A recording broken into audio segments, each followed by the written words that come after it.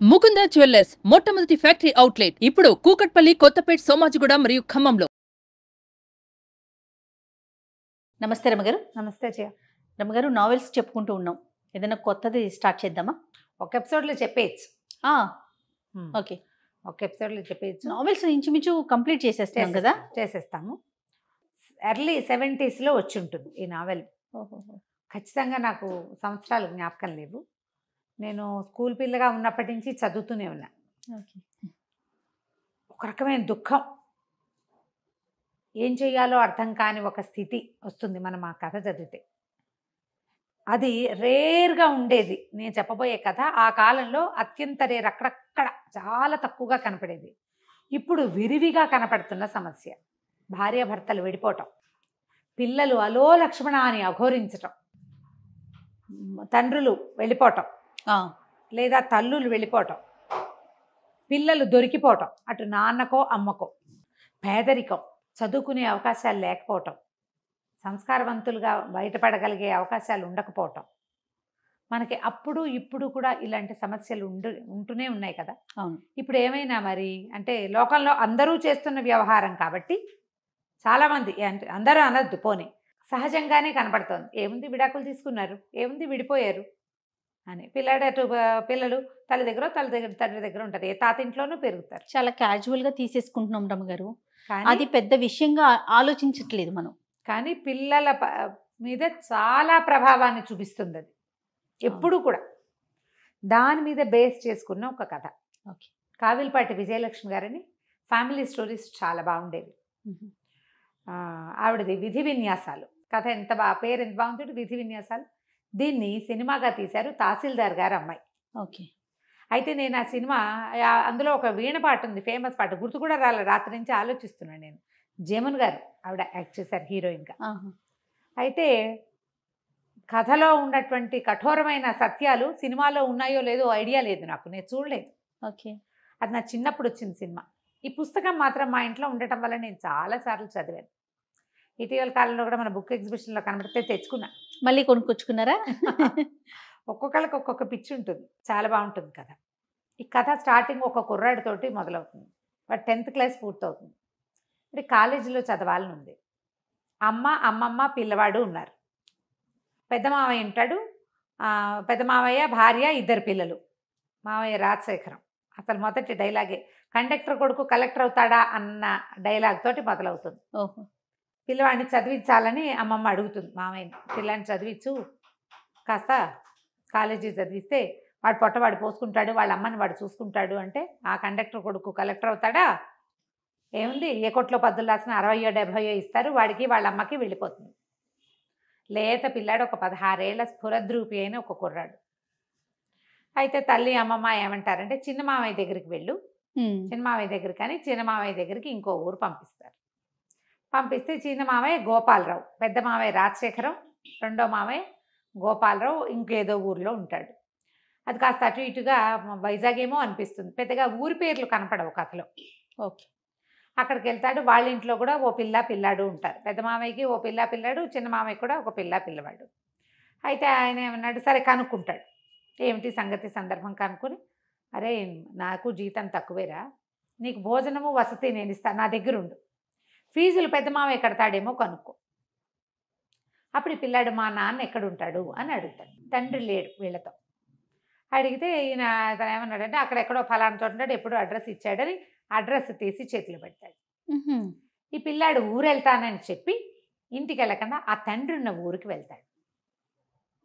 ఇవేవో ట్రైన్ ప్రయాణం చేసి వెళ్ళవలసిన ఊళ్ళుగానే కనపడతాయి. అక్కడికి వెళ్ళేసరికల్లా ఇతను ఒక మామూలుగా చదువుడు, వాళ్ళ అమ్మ ఎట్లా ఉంది, దైన్యంగా, అమ్మ ఇంట్లో కింద ఇల్లు వాడుకుంటారు, పొలం డబ్బులు ఇంటెద్ద ఏదో కొద్దిగా వస్తే బిక్కుబిక్కుమంటూ కాలక్షేపం చేసే దౌర్భాగ్యపు స్థితిలో ఉన్నారు వీళ్ళు. పిల్లాడికి పండగకి బట్టలు లేవు, చెప్పులు లేవు, సైకిల్ లేదు, సాగుబాటు లేదు, ఏ సాగుబాటు లేదు. తన తండ్రిని కూడా అలా ఊహిస్తాడు. కానీ ఆయన స్ఫురద్రూపి, ఎత్తైన పచ్చటి గంభీరమైన ఆకారం, చాలా అందమైన వాడు అతను, ఆ పిల్లాడి తండ్రి. పిల్లాడు అందగాడనే చెప్తారు మనకి మొదటి నుంచి. సరే వచ్చేసరికి ఒక 3 4 ఫ్రెండ్స్తో ఉంటాడు ఆయన. ప్రసాదరావు గారిని కలవడానికి వచ్చానని చెప్తాడు. ఏమిటంటే కాలేజీ ఫీజు కోసం వచ్చాడంటారు, అదంటారు, ఇదంటారు, మాట్లాడతారు ఫ్రెండ్స్. వాళ్ళందరూ వెళ్ళిపోయాక ఆయన మీరు నన్ను ఫీజులు కట్టి చదివిస్తారేమోనని అడగటానికి వచ్చానంటాడు. ఆయన నవ్వి అందరికీ అన్నే ఫీజులు ఎలా కట్టేస్తాం అని ఒక 5 రూపాయలు 10 రూపాయలు ఇస్తాడు. ఇది తీసుకుని వెళ్ళమని. ఆయనకి తెలియదు. మీ అబ్బాయి అయితే ఇలాగే ఇస్తారా అంటాడు. అలా ఎందుకు ఇస్తాను, ఇంతకీ నువ్వు ఎవరి అబ్బాయి అంటే నేను కండక్టర్ ప్రసాదరావు గారి అబ్బాయిని అని చెప్తాడు. చెప్పేసి ఆయన నిర్ఘాంతపోతాడు. బాగా పరిశీలనగా చూస్తే తన పోలికలు భార్య పోలికలు కనపడుతుంటాయి పిల్లాడిలో. నిన్నెవరు పంపించారని అడుగుతాడు. మావయ్యే పంపించాడని చెప్తాడు. ఇక ఆ కొడుకుని దగ్గరికి తీసుకుంటాడు. ఆ పిల్లాడిని ఆయన 4 నెలల వయసులో వదిలిపెట్టి వచ్చాడు. సంటి పిల్లాడు అప్పుడు 4 లేదా 8 నెలలు అంతే వయసు. తర్వాత వాడికి 5 ఏళ్ళు. అప్పుడు తల్లి వాడు ఇద్దరు అన్నవరం బస్సులో ఈయన కనపడ్డారు. అప్పుడు ఈయన కండక్టర్గా ఉన్నాడు ఆ బస్సులో. పిల్లాడు 5 ఏళ్ళు అప్పుడు. తాతగారు బాగున్నారా అని అడిగితే చచ్చిపోయారని చెప్తాడు పిల్లాడు. పిల్లోడితోనే పిల్లవాడు భార్య పిల్లాడు కనిపిస్తారు. పిల్లాడిని ఒళ్ళో కూర్చోబెట్టుకుంటాడు. అడుగుతాడు, బిస్కెట్ ప్యాకెట్ కొని పెడతాడు. తాతగారు బాగున్నారా, ఇంట్లో అందరు బాగున్నారంటే తాతగారు చచ్చిపోయారు, చాలా రోజులైంది, ఇంట్లో అందరు చచ్చిపోలేదనే అందరు బాగానే ఉన్నారని చెప్తాడు. మా బావగారు పోయారని తెలుసుకుంటాడు ఆయన. అంతకుమించి వాళ్ళ గురించి అతనికి ఏం తెలియదు. అక్కడి నుంచి ఇతను ఏం చేస్తాడు, సరే ఆయన పిల్లాడిని అట్ట పెట్టుకుని అన్నం తినిపించి తన మంచం మీద తన పక్కనే పడుకోబెట్టుకుని ఫీజులు కడతాను, నువ్వు మా మావయ్యకి ఉత్తరం రాసిస్తాను, నేను ఫీజులు కడుతున్నానని ఎవరికీ చెప్పద్దు అని చెప్తాడు. సరే ఉత్తరం పుచ్చుకొని డబ్బులు ఇస్తారు. ఇంత అక్కర్లేదంటాడు. కాదు పుస్తకాలకి వాటికి కావాలని. ఆ రోజుల్లో 300 100 నోట్లు చూసి ఆశ్చర్యపోతాడు పిల్లాడు. అక్కడి నుంచి మావయ్య గారింటికి వెళ్తాడు. వెళ్తే ఏమిట్రా ఒప్పుకున్నాడు, ఏమిట్రా మావయ్య అంటే డబ్బులు తీసి చేతిలో పెడతాడు. తండ్రి రాసిన ఉత్తరం ఇస్తే ఆశ్చర్యపోతాడు. ఊరిని భలేవాడివిరా, నువ్వు చూసి రమ్మంటే కాల్చి వచ్చావా అని ఉత్తరం చదువుకుంటాడు. సరే ఇక్కడే ఉండు, ఫీజులు ఈ డబ్బులు ఫీజులు కడదామని మంచి కాలేజీలో చేర్పిస్తారు. ఏ కాలేజీయో మనకు చెప్పరు. కాలేజీ వ్యవహారాలు ఏముండవు. కాలేజీకే ఉత్తరం రాస్తుంటాడు తండ్రి కొడుకు ఉత్తర ప్రత్యుత్తరాలు నడుస్తాయి. మళ్ళీ ఇంకోసారి తండ్రి దగ్గరికి వెళ్తే ఆయన బట్టలు కుట్టిస్తాడు కొడుక్కి. సరదాగా ఉంటుంది. 16-17 ఏళ్ళ పిల్లాడు పచ్చగా పొడుగ్గా ముచ్చటగా ఉంటాడు. వాడికి మంచి మంచి బట్టలు వేసుకుని చూసుకోవాలని ఉంటుంది తండ్రికి. ఓకే. వీడి ఫీజులు ఎవరు కడుతున్నారు, చిదంబర రహస్యం, ఎవరికి తెలియదు.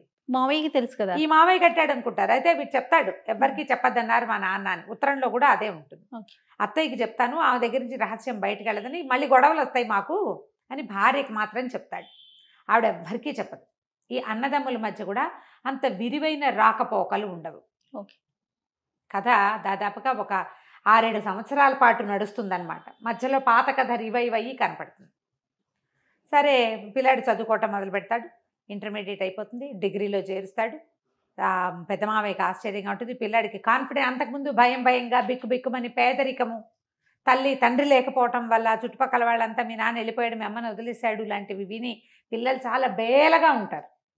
ఎప్పుడైతే ఈ తండ్రి దగ్గరికి వెళ్ళటము, ఆయన డబ్బు ఇవ్వటము, ఆయన బాగా చూసుకోవటము, ఆయన చాలా మంచివాడని అతనికి తెలియటం, దాంతో ఒక కాన్ఫిడెన్స్ వచ్చేస్తుంది పిల్లాడికి.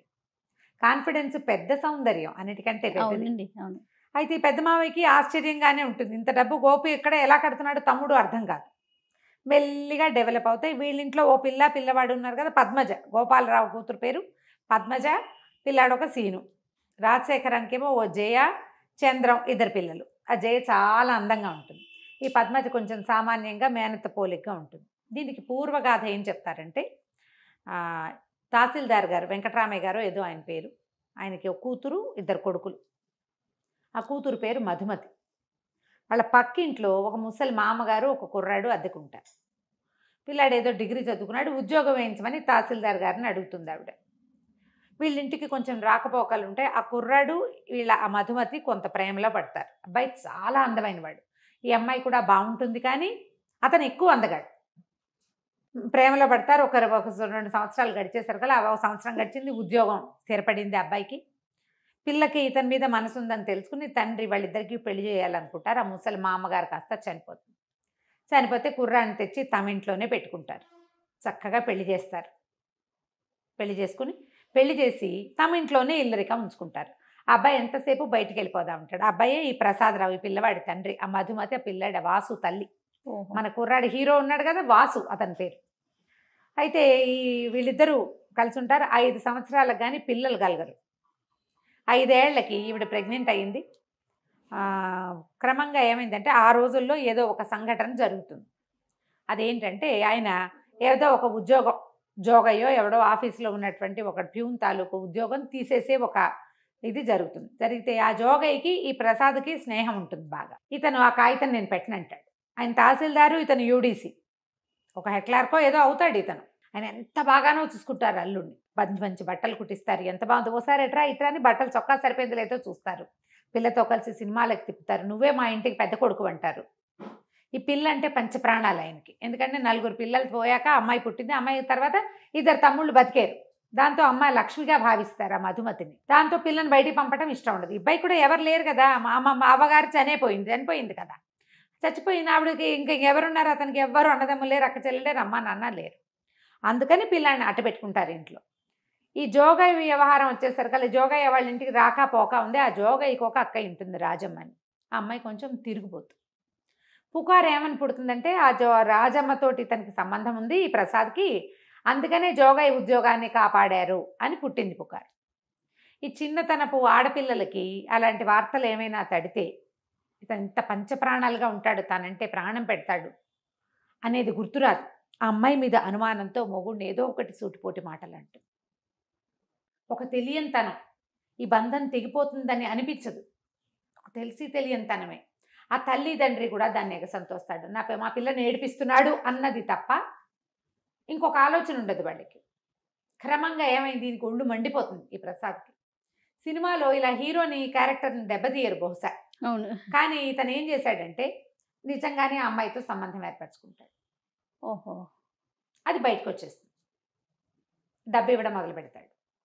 దాంతో ఈ అమ్మాయి చిచ్చి నేను ఇతనితో కాపురం చేయనంటు అసహించుకుంటుంది భర్త అంటే. ఎవరికైనా అది ఉండేది. ఇప్పుడు ఆ రోజుల్లో ఏంటంటే ఇప్పట్లాగా విడాకులు వచ్చిన రోజులు కాదు కదా, నయానో భయానో చెప్పుకుని విడిపించుకుని ఇవన్నీ చాలా సహజంగా ఉండేవి అప్పుడు. కానీ ఆ అమ్మాయి అతి గారాబంతో పెరగటము, తండ్రికి పెద్ద ఇల్లు వాకిలి తోట దొడ్డి పెద్ద ఉద్యోగము, దానివల్ల వచ్చినటువంటి కొంచెం హై ఫీల్ తోటి అమ్మాయి భర్తను తృణీకరించేస్తుంది. దాంతో ఆయన మొత్తం ఇతని ఇంటికి వాళ్ళ మామగారు చనిపోయాక సామాన్లు తెచ్చుకుంటాడు కదా, ఆ సామాన్లన్నీ బయటికి విసేసి పొమ్మంటారు, సంతకం పెట్టి నీకు మాకు సంబంధం లేదు అంటే సంతకం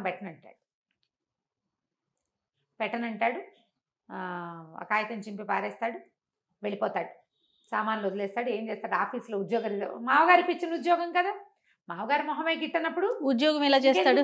కానీ ఆ వెళ్ళిపోయే రోజును కూడా మామగారు గుండెలు పెట్టుకుని పరిగెత్తుకుంటూ వచ్చేస్తాడు. మళ్ళీ వద్దు, ఆయన అంత ప్రేమగా చూశాడు అతను, మీరు బాధపడకండి నేను వెళ్ళనంటే వద్దు, నువ్వు వెళ్ళిపోవాల్సిందే, నా కూతురు ఏడుస్తోంది నీ వల్ల, నువ్వు మా ఇంట్లో ఉండటానికి వీల్లేదు, తెన్నింటి వాసాలు లెక్క పెట్టేవాదంటావు, ఇది అని అత్త మామ ఇద్దరు తిట్టేస్తారు.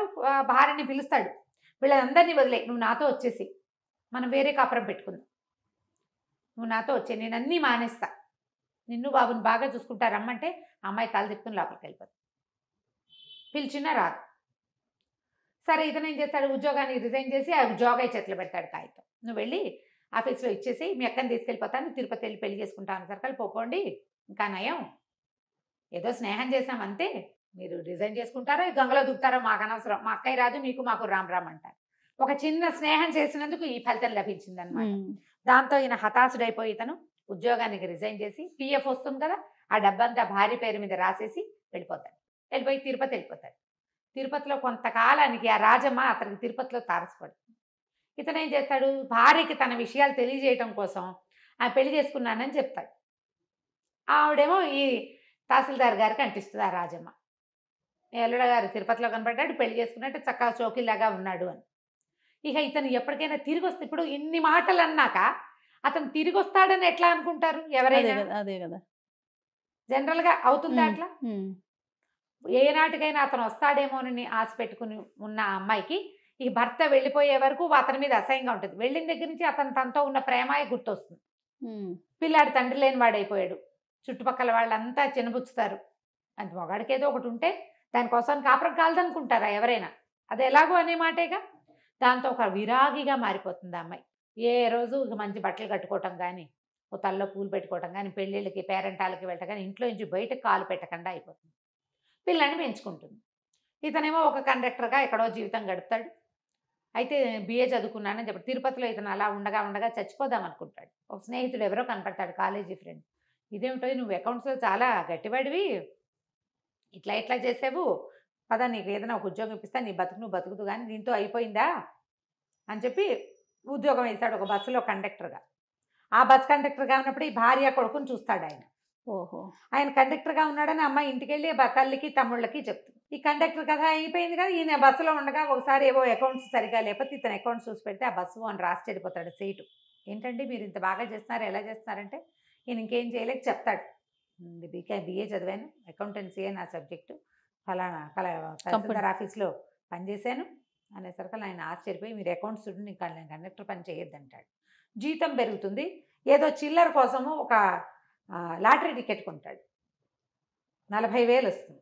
ఆ రోజుల్లో 40,000 అంటే ఇప్పుడు 40 లక్షలతో సమానం, ఇంకా ఎక్కువే. అయితే రక్షణ నిధికి ఇచ్చేస్తాను, ఈ డబ్బు నేనేం చేసుకుంటాను, భార్య పిల్లాడు నా నుంచి సెపరేట్ అయిపోయారు, జీవితం మీద ఆశ లేదంటే ఆయన ఒప్పుకోడు. అలా వద్దు, ఎక్కడైనా డబ్బు మదుపు పెట్టండి, మీకు కాకపోతే ఎవరికో వస్తుంది, డబ్బులు వస్తూ ఉంటాయి, ఎవరికైనా పిల్లలకి పేద పిల్లలకి చదువుకోవడానికి దానికి సహాయం చేద్దురు. కానీ ఓసారి డబ్బు ఇచ్చేయటం ఏంటండి, ఓ 2,000 ఇవ్వండి, మిగిలిన 8,000 మదుపు, మిగిలిన డబ్బులు మదుపు పెట్టండి అని బలవంత పెడతాడు. పెట్టేసరికల్లా కొంత డబ్బు రక్షణ నిధికిచ్చి ఒక రైస్ మిల్ ఏదో కొంటాడు. అట్లా అట్లా బ్రెయిన్ బాగుంది, మంచి తెలివైన వాడు కదా, అట్లా అట్లా అట్లా డెవలప్ అవుతుంది. ఈయన చక్కగా మంచి పెద్ద బిజినెస్ షాపు, గోల్డెన్ వ్యవహారాలు ఉన్నాయి. ఈయన ఇలా ఉండిపోయాడు. పెళ్ళానికి అహంకారము పొగరు అనుకుంటాడు అతను. ఆ అమ్మాయికి ఎలాంటి దుర్భరమైన జీవితం లభించింది చివరికి ఆయనకి తెలియదు. పిల్లాడిని భార్య పంపించిందని ఒక అనుమానం ఉంటుంది లోపల. వాడు ఒట్లు సత్యాలు పెట్టుకుంటాడు, అవి కాదు మా అమ్మ పంపలేదు, మా అమ్మకి అసలు తెలియదని. ఇప్పుడు ఈయన ఈ డబ్బులు ఇస్తున్న సంగతి చెప్పొద్దంటాడు. ఈ పిల్లాడు చక్కగా కళగా మంచి మంచి బట్టలు వేసుకుంటాడు, చక్కగా చదువుకుంటాడు, బిఏ అయిపోతుంది. అయితే డిగ్రీ అయిపోయాక ఇంకా నేను చదవను అని తల్లి చెప్తాడు. ఇతను తల్లిని చూడడానికి వెళ్ళేసరికి ఏమవుతుంది, మేనమామ పెద్ద మేనమామ పక్క దగ్గరే ఉంటారు కదా, వాళ్ళు పొలం డబ్బులు అవి ఇవ్వడం మానేస్తారు. ఈ వాళ్ళు ఏం చేస్తారంటే ఆస్తులు, నాన్నగారు చనిపోయాక ఆస్తులు వాటా వేసినప్పుడు 2 వాటాలే పడతాయి. ఆడపిల్లకి ఇవ్వకపోతే రెండో అతను పొట్లాడతాడు, ఆ గోపాలరావు అన్న అతను. అది తప్పు, అక్కయ్య మనతో ఉండిపోయింది, నాన్నగారే అక్కయ్య జీవితాన్ని ఇట్లా చేశారు, ఇది పనికిరాదు, మనం ఇంటి మీద అద్దె తీసుకోవద్దు, పొలం డబ్బులు తీసుకోవద్దు, ఆస్తులు మనవి, అమ్మ అక్కయ్య ఉన్నాళ్ళు అక్కయ్య కొడుకు బతికి బాగుపడేదాకా అక్కయ్య కూడా వాటా ఇవ్వవలసిందే అని ఇతను పట్టుపడతాడు. ఎప్పుడైతే ఈ పిల్లాడు బ్రహ్మాండంగా చదువుకుంటూ జామను బట్టలు వేసుకుని తిరుగుతూ వాచీలు పెట్టుకుంటూ ఉండేసరికల్లా మేనమావకి ఏమనిపిస్తుంటే డబ్బంతా నీ కొడుక్కి దోచిపెట్టి ఇక్కడ పేద వేషం వేస్తున్నావు, ఇక నేను మీకు డబ్బు ఇవ్వను అని చెప్పేస్తాడు. అయితే కథలో ఒక అర్థం కాని మ్యాటర్ ఎక్కడ కనపడుతుందంటే అమ్మాయికి ఒక 30 తులాల బంగారము, పట్టు చీరలు అవి ఇస్తాడు ప్రసాదరావు. ఆ బంగారం ఏమైంది అనే మాట చెప్పరు. పెళ్ళప్పుడు మా అమ్మది అని చెప్పి ఇస్తారు, మంచి మంచి వస్తువులు కొనిపెట్టారని చెప్తారు. మరి ఆ బంగారం ఆయన పట్టుకెళ్ళాడో ఈవిడ పట్టుకెళ్ళిందో అర్థం కాదు. మరి నా చిన్నప్పుడే నాకు అర్థమయ్యేది కాదు. వీళ్ళ దగ్గర గోల్డ్ ఉంది కదా, మరి ఆ గోల్డ్ కూడా పారేసింది. ఇతను సామాన్లు వదిలిపెట్టి వెళ్ళిపోయాడు కదా, నాన్నగారు ఏం చేస్తారు, అవన్నీ దానం చేసేసారు. ఆఖరికి ప్రావిడెంట్ ఫండ్ డబ్బు భర్తది కూతురుకు వస్తే అది కూడా ఆయన రక్షణ నిధికి ఇచ్చేశారు. వాడి డబ్బు కూడా నాకు వద్దని. కానీ వాడి కొడుకు మాత్రం ఉండిపోయాడు ఆవిడ దగ్గర. ఇప్పుడు డబ్బు వస్తువుల కంటే పిల్లలు ఎక్కువ కదా, జీన్స్ కదా అవి, అది ఆలోచించారు. దాని కొడుకే అనుకుంటారు, అతని కొడుకు అన్న ధ్యాస ఉండదు. చాలా మంది చేస్తారు ఇలాంటి ఆలోచన, పిల్లల దగ్గర ఆలోచించారు అట్లా. సరే ఏమవుతుంది, డబ్బులు లేవు, తల్లి పరమ పేదరికంలో ఉంటుంది. మా అమ్మమ్మ ఒంటిపూట తింటున్నారు, నేను ఇంకా చదువుకోనని ఏడ్చి మొత్తుకుంటాడు తండ్రి దగ్గర. ఆయన ఒప్పుకోడు. నువ్వు కండక్టర్ కొడుకు కలెక్టర్ అవుతాడా అన్నాడు మీ మామయ్య. కలెక్టర్ అయ్యి చూపించాలి, నువ్వు సెటిల్ అవ్వడం కావాలి, నువ్వు కలెక్టర్ అయ్యి భార్య పిల్లలతోటి బాగుంటే చూడాలనుంది నాకు, నువ్వు చేయడానికి వీల్లేదంటే మా అమ్మ ఇట్లాంటి పరిస్థితుల్లో ఉంటే నేను ఇలా మీరు కుట్టించిన ఉలెన్ సూట్లు అవి వేసుకుని వాచీలు ఉంగరాలు పెట్టుకుని స్కూటర్ కొని పెడతానంటాడు. ఎంఏకి యూనివర్సిటీ దూరం కాబట్టి స్కూటర్ కొంటారు, స్కూటర్ నేర్పిస్తాడు మనిషి వచ్చంటే.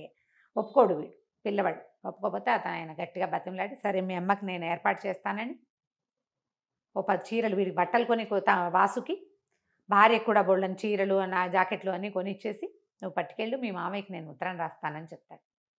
వీరు తండ్రి దగ్గర నుంచి ఇంటికి వెళ్ళేసరికల్లా తల్లి వస్తుందన్న కబురుతో సిద్ధంగా ఉంటుంది. అయితే ఈ గోపాలరావు ఏం చెప్తానంటే, మీ నాన్న నువ్వు ఉంటున్నావు కాబట్టి నాకు డబ్బు ఇస్తూనే ఉన్నాడు, మీ అమ్మని తెచ్చి నా దగ్గర పెట్టుకోమని చెప్తున్నాడు, నేను తీసుకొస్తానులే అని చెప్పి వాళ్ళ అన్నదమ్ములు ఇద్దరు మాట్లాడుకుని ఇక అక్కయ్యని నా దగ్గర ఉంచుకుంటా, తన కొడుకు చదువుకున్నాక వాళ్ళిద్దరు వాళ్ళ దారిని వాళ్ళు వెళ్తారు, అమ్మని నువ్వు వట్టి పెట్టేసుకో, పొలం డబ్బు ఇంటి మీద వచ్చే అద్దె సగం తీసేసుకుందాం అని చెప్పేసి అక్కయ్య నువ్వు నా దగ్గర ఉండు, నీ కొడుకు చదువు పూర్తయ్యేదాకా అని వాళ్ళ అక్కని పిలుచుకుంటాడు. ఏరా అమ్మని నువ్వు అన్నయ్య పంచుకున్నారని బాధపడుతుంది, కానీ మెల్లిగా వీళ్ళ ఇంట్లో ఎక్కష్టం అయిపోతుంది. ఈ కథలో ఒక అంతర్వాహినిగా మనకేం కనపడుతుందంటే, ఈ గోపాలరావు కూతురు పద్మజ ఆ పిల్ల ఈ వాసుకి అట్రాక్ట్ అవుతూ ఉంటుంది. కానీ ఇతనికి అలాంటి భావాలు ఉండవు. వీరికి జయ చాలా అందంగా తనే అనిపిస్తుంది, కానీ అది అక్కడే ఉండదు. ఆ అమ్మాయి దానికి వేరే ఫ్రెండ్స్ ఉంటూ ఉంటారు. కథ స్లోగా నడుస్తుంది, చక్కటి సంభాషణ. పుస్తకం దొరికితే మొదలు పెట్టామంటే చివరి దాకా వదలలేం మనం. చకచకా నడిచి వెళ్ళిపోతుంది. నేను ఇంకా స్పీడ్గా కూడా చెప్పేస్తాను. సరే, ఎంఏ పూర్తవుతుంది ఈ అబ్బాయికి. ఐఏఎస్ సెలెక్షన్ కూడా అయిపోతుంది. ఐఏఎస్ సెలెక్షన్ అవుతుంది. అయిన తర్వాత అప్పుడు పెళ్లి చేసుకోమంటాడు తను. పెళ్లి చేసుకోమంటే నేను పెళ్లి చేసుకోను, మా అమ్మ నాన్న కలిసి ఉండాలని నా కోరిక.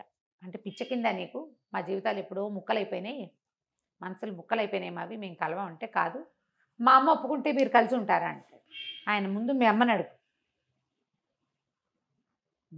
అడుగు, అప్పుడు చూద్దామండి అనేసరికల్లా సరే ఈ సెలక్షన్స్ అవి ఇతను ట్రైనింగ్కి వెళ్ళే ముందు తల్లిని ఓ రోజు పిలిచి అడుగుతాడు, అమ్మ నాన్నగారు ఎక్కడున్నా ఒకవేళ ఆయన వచ్చి నేను తీసుకెళ్తానంటే ఆయనతో పాటు ఉంటావా నువ్వు అని.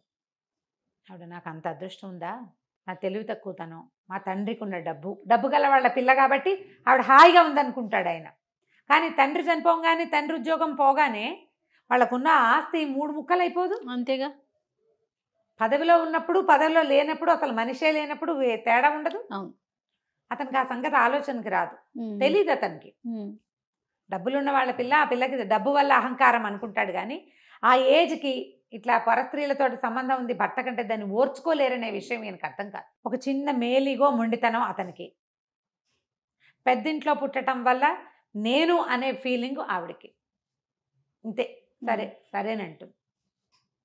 అనేసరికల్లా సరే ఏమనుకుంటారు, ఈ పెళ్లి సంబంధాలు జయనిచ్చి చేస్తామని ఉత్తరం రాస్తారు. వీడికి ఐఏఎస్ సెలక్షన్ వచ్చింది కాబట్టి వాళ్ళని చేసుకోవటం ఏంటమ్మా, ఈ జయ ఎవరో జగపతి అని కుర్రాడితో తిరుగుతుంది అంటే, ఆ జగపతి ఎవరో దొరలు కొడుతూ పిల్లని తెచ్చుకున్నాడు, అది కాదు మావ నేను చేసుకోనని రాసేసేయమంటాడు. ఈ పద్మజకి ఎన్ని సంబంధాలో చూస్తారు, వచ్చిన ప్రతి సంబంధము తిరగొట్టేస్తుంది ఈ పిల్ల. అయితే చెప్తుంది, నేను బాధ్యతలు బరువుతోటి ఉన్నాను, నువ్వెందుకు చేసుకోలేదంటే, నాకేవో బాధ్యతలు బరువులు భయాలు ఉన్నాయి నాకంటాడు. ఈ అమ్మాయి చెప్తే, బాధ్యతలు భయాలు పోయిన తర్వాత నేను ఎవరిని ప్రేమించానో వాడికి చెప్తానంటే వీడికి అర్థమవుతుంది ఈ అమ్మాయి తను ఏం చేస్తుంది అని. అలా ఇంటి ఉద్దేశాలు పెట్టుకోవద్దు, నేను నీ మీద కన్నేసి మీ ఇంట్లో చేరాను అనుకుంటారు, నేను ఎప్పుడూ నీతో తప్పుగా ప్రవర్తించలేదు, నాకు అలాంటి ఉద్దేశం కూడా లేదంటాడు. ఏడ్చుకుంటూ వెళ్ళిపోతుంది. ఆ పిల్ల మాత్రం తల్లిదండ్రికి చెప్పదు. వాళ్ళు ఏమనుకుంటారు, పోనీ వీడిని అడుగుదామా అనుకుని కూడా అక్కయ్య బయటపడలేదు నేను ఎందుకు అడగాలనుకుంటారు. ఎవరికి వాళ్ళకి మనసులో ఉంది కానీ ఊరుకుంటారు. ఈ మధుమతికి ఏమని ఉంటుంది, పిల్లాడిని ఇంత చదివించాడు తమ్ముడు, పిల్లనిచ్చే ఉద్దేశంతో చదివించి ఉంటాడు అనుకుంటుంది. కానీ ఆవిడకి లీలగా అనుమానం ఉంటుంది, ఎవరికైనా ఇల్లరికానికి కొడుకు ఒప్పుకున్నాడా, అందుకే వాళ్ళు డబ్బిస్తున్నారా, లేదా ఎవరికైనా దత్తత వస్తానని ఒప్పుకుంటే వాళ్ళు డబ్బిచ్చి చదివిస్తున్నారేమోనని. వాటికి ఒప్పుకోవద్దంటుంది. పక్కింట్లో ఉన్న తహసీల్దార్ గారికి ఒక లావుగా నల్లగా బొద్దుగా ఉన్న పిల్ల ఒకటి ఉంటుంది, వాళ్ళు ఉద్యోగం వేయిస్తామని మనవరాలను చేసుకోమంటారు. ఈ అమ్మాయి చెప్తుంది, తహసీల్దార్ గారు వీళ్ళ పక్కిల్లే, ఈ పక్కింట్లో అద్దెకుంటే కదా నా భర్తకు ఉద్యోగం వేయించి నేను ఇంట్లోకి తీసుకొచ్చుకున్నాను, నా పిల్లాడు ఇల్లరికం వెళ్ళకూడదు.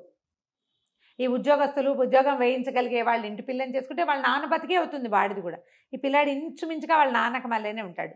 నాకు గుర్తుండి శోభన్ బాబు గారు ఏమైనా డబల్ యాక్షన్ ఏమోనని అనుకుంటా, గుర్తులేదు నాకు, దానికోసం సెర్చ్ చేసే టైం కూడా లేదు. ఓకే, ఈ పూటే కదా అనుకున్నాం చెప్దామని.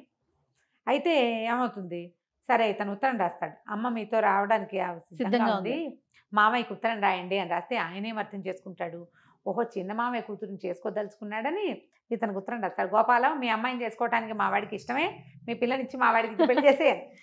వాళ్ళు ఏం చేస్తారు, వాసుకి ఓకేటా వాళ్ళ నాన్నతో ఉత్తరం రాయించాడు అని అనుకుని, అక్కయ్య మా అమ్మాయిని చేసుకోవే అని అడుగుతాడు. అదేరా మరి సంబంధాలు చూస్తుంటే, అవును నువ్వు తేల్తామని చూశాను, నువ్వు తేలలేదు, అతనికి ఏంటంటే బాగా డబ్బిస్తున్నాడు అనే విషయం అక్కయ్యకి చెప్పకూడదు. ఓకే, నువ్వు తేలలేదు, అక్కడికి వెళ్ళి ఉత్తరం రాశాడు వాడు అని చెప్తాడు. చెప్పేసరికి ఆవిడ సంతోషిస్తుంది. మేనకోడలు అంటే చాలా ఇష్టం, పిల్ల బుద్ధిమంతురాలు, కానీ అందంగా ఉంది అని చూపించారు, గుండ్రటి మెరిసే కళ్ళు అని మాత్రం చెప్తారు అంతే. ఆ పెద్ద పిల్ల జయ అందంగా ఉందని చెప్తారు కథలో. సరే వీళ్ళు ఏం చేస్తారు, చక్కగానే శుభలేఖలు వేయించేస్తారు, శుభలేఖలు ఒక కట్ట పంపిస్తారు. ఇతనేమనుకుంటాడు, సరే ఆలోచించుకుంటూ పద్మజకి నేనంటే ఇష్టం, పోనీ పద్మజని చేసుకుందామని అనిపిస్తోంది, మామయ్యని అడిగితే ఎలా ఉంటుంది, మామయ్యకి ఉత్తరం రాద్దాం అనుకుంటాడు. పెళ్లి కార్డులు వస్తాయి, ఇతను తెల్లబోతాడు, ఇదేంటి ఇలా వచ్చినాయి అని. ఆ మామయ్య రాస్తాడు ఉత్తరం, నువ్వు రాయటం ఎందుకు, మీ నాన్నతో రాయించావు ఎందుకు రా, ఇక్కడ ఉండగా నువ్వు చెప్తే నేను కాదంటానా, నీ నోటితో నువ్వు చెప్తే అది కూడా బాగా సంతోషించేది. మీ నాన్నతో రాయించామంటే అప్పుడు అతనికి స్ట్రైక్ అవుతుంది, తండ్రి ఏం చేశాడు అని. సరే పెళ్ళి రెడీ అయిపోయింది. పెళ్ళికి అందరూ వచ్చేస్తారు. ఆ పెళ్లి రోజు ముందు రోజు అక్కయ్య గోపాలరావుని అడుగుతుందన్నమాట మధుమతి గారు, మీ బావ ఎక్కడున్నారో, జాయింట్ కలెక్టర్ వీడు, ఎంతమందో పెద్దవాళ్ళు వస్తారు, తండ్రి లేకుండా తల్లి ఒక్కతే ఇలాగ బోసి మొహంతో కనపడితే బాగుండదురా, ఆయన ఎక్కడున్నారో ఆ పెళ్ళి కాసేపు వచ్చి అక్షింతలు వేసి వెళ్ళమనంటే, ఆయన ఇంకో భార్యా పిల్లలు ఉన్నట్టు, ఆయనకి ఏం భార్యా పిల్లలు లేరులే, వస్తాడులే అని నవ్వుతాడు. వీళ్ళందరికీ నవ్వులాటగా ఉంది. నా బతికిట ముక్కలైపోయింది. ఇంటల్లుడు లేడు, ఇంట్లో పెళ్ళి, ఇంటల్లుడు లేడు, పిల్లాడి పెళ్ళి, తండ్రి లేడు, వాళ్ళకి ఎవ్వరికీ ఆ లోటు తెలియట్లేదు, నాకు ఒకదానికే తెలుస్తుంది అనుకుంటుంది. తర్వాత ఎన్నిసార్లు అనుకుంటుంది. అతను వెళ్ళిపోయాక ఆవిడ పొరపాటు చేశాను, అతను రా అని పిలిచేవాడు, వేరే కాపురం పెట్టుకుందామని ఎన్నిసార్లు అడిగాడు, ఆ రోజు కూడా రమ్మన్నాడు, నేను వెళ్ళకపోవటం ఎంత పొరపాటు చేశాను, పిల్లాడికి వాడి భవిష్యత్తు పాడు చేసేసా, నా జీవితము అంధకార బంధనం చేసుకున్నాను, ఇట్లా వాళ్ళ ఇంట్లో పడి వాళ్ళ చీత్కారాలు తింటూ ఉండవలసి వచ్చింది. అన్నదమ్ములకు పెళ్ళిళ్ళు అయ్యేసరికల్లా ముద్దు ముచ్చట మా అక్కయ్య ప్రేమ ఎందుకుంటుంది.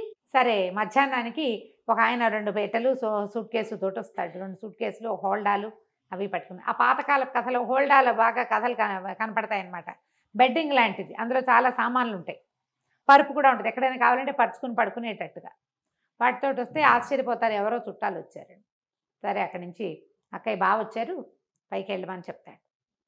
ఇప్పుడు వెళ్తే పైకి ఈవిడేం ఊహించుకుంటుంది, అప్పుడెప్పుడో 20 ఏళ్ల క్రితం చూసింది ఒక ఆయన్ని.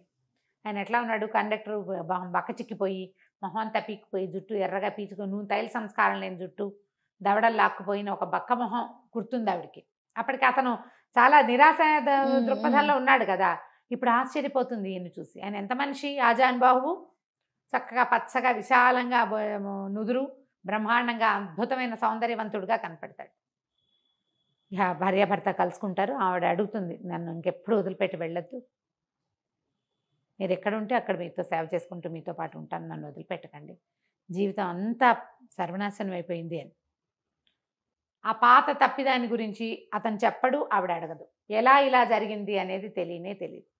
భార్యకు చెప్తాడు, నీ మొదటి రోజునే వీడు 6 ఏళ్ల క్రితమే నా దగ్గరకు వచ్చాడు, 7 సంవత్సరాల క్రితమే, 10th పాస్ అయ్యాక నేనే చదివించాను వాడిని, వాడి ఒంటి మీద ప్రతి గుడ్డ నేను కొన్నదే, నీకు చెప్పొద్దన్నాను, వాడు నాతో యుద్ధం చేశాడు ఒక రకంగా, మా అమ్మ మంచిది అని, నేను నా కొడుకు పక్కన నిలబడి నిన్ను చూడాలనుకున్నాను, నేను ఓడిపోయి నువ్వే కావాలని అడగాలనుకోలేదు అని చెప్తాడు. సరే పెళ్ళైపోతుంది. పెళ్ళయ్యాక తల్లిదండ్రిని పిలుస్తాడు. అవన్నీ పండగలు గిండగలన్నీ వ్యవహారాలు అయిపోయాక మనందరం కలిసి వెళ్దామంటే, వద్దు మీ దారిని మీరు వెళ్ళండి అని చెప్తాడు తండ్రి. తల్లి అంటుంది, ఉన్న నాళ్ళు ఒంటరిగా ఉన్నాను, ఆయన వదిలిపెట్టి రాను అని చెప్తుంది. కొడుకు అవసరం తండ్రికి లేదు, తల్లికి లేదు, వాళ్ళిద్దరూ ఒకరితో ఒకళ్ళు ఉండాలనుకుంటారు. అప్రతిభుడైపోయాడు బాసు అని రాస్తారు చివరికి. విధి ఎలాంటి రకాలుగా తిప్పుతుంది, ఎలాంటి మలుపులు తిప్పుతుందో. ఇప్పుడు వీడు అదృష్టవంతుడు ఈ అబ్బాయి. అవును, చివరి దశలో అయినా అమ్మా నాన్నతో కలిసి ఉండే అవకాశం అబ్బాయికి లభించింది. ఎంతమందికి లభిస్తాయి జయ? అవును రమ్మ గారు. నేను ఎద్దనపూడి సులోచన రాణి గారి ఆరాధన, ఈ విధి విన్యాసాలు చదివినప్పుడల్లా ఏడ్చేదాన్ని జయ. భలే బాధగా ఉంటుంది. అసలు కుర్రాన్ని వాడు బేలగా ఏం చేయాలో తెలియక నిస్సహాయమైన స్థితి వాడిది. వాడికి చదువుకోవాలి, పెద్ద చదువు చదవాలని కోరిక, అవకాశం లేదు. సంపాదన పరుడైన తండ్రుండి, సమర్థుడైన వాడు ఉండి, ఇలా దిక్కుమాలినట్టు మేనమామల పంచన బతకటం ఎంత కష్టం కదా. మరి ఎంత బాగా రాస్తారంటే ఎక్కడ ఎగ్జాజరేషనే ఉండదు. హ్యూమన్ రిలేషన్స్ చాలా సహజమైనవిగా మన చుట్టుపక్కల ఇళ్లల్లో జరిగే లాంటి దాన్ని క్లియర్ పిక్చర్ ఇస్తారు. మనుషులు ఎలా మారుతారు, కండక్టర్ కొడుకు కలెక్టర్ అవుతాడా అన్నవాడు తన కూతుర్ని ఇవ్వడానికి సిద్ధపడతాడు. మనుషులు ఎలా ఉంటారో చూపిస్తారు. చాలా క్లియర్గా ప్రశాంతమైన రైటప్స్ కూడా. అదేంటంటే తీక్షణమైన సంభాషణలు, గాఢమైన అదేదో ఉండదు. తాపీ సంభాషణతోటి నిదానంగా సాఫీగా వెళ్తుంది. చక్కటి భాష, మనం మాట్లాడుకునే భాష. క్యారెక్టర్స్ అన్నీ క్లియర్గా ఎవరెవరి వ్యక్తిత్వం ఏమిటి అనేది దానికి ఆ సందర్భంలోనే తెలియజేసేలాగా రాస్తారు. దొరికితే పుస్తకం దొరుకుతుంది ఖచ్చితంగా. ఇప్పుడు అన్ని బుక్ షాప్స్లో ఉండేందుకే అవకాశం ఉంది. కావిల్పాటి విజయలక్ష్మి గారి విధి విన్యాసాలు. ఒకవేళ మీకు సినిమా కనుక దొరికితే తహసీల్దార్ గారు అమ్మాయి సినిమా కూడా చూడండి. ఆ వీణ పాట ఏమిటో గుర్తు రావట్లేదు. మీలో ఎవరికైనా గుర్తుంటే కింద కామెంట్ పెట్టండి. తప్పకుండా. నమస్తే రమ్య గారు. నమస్తే.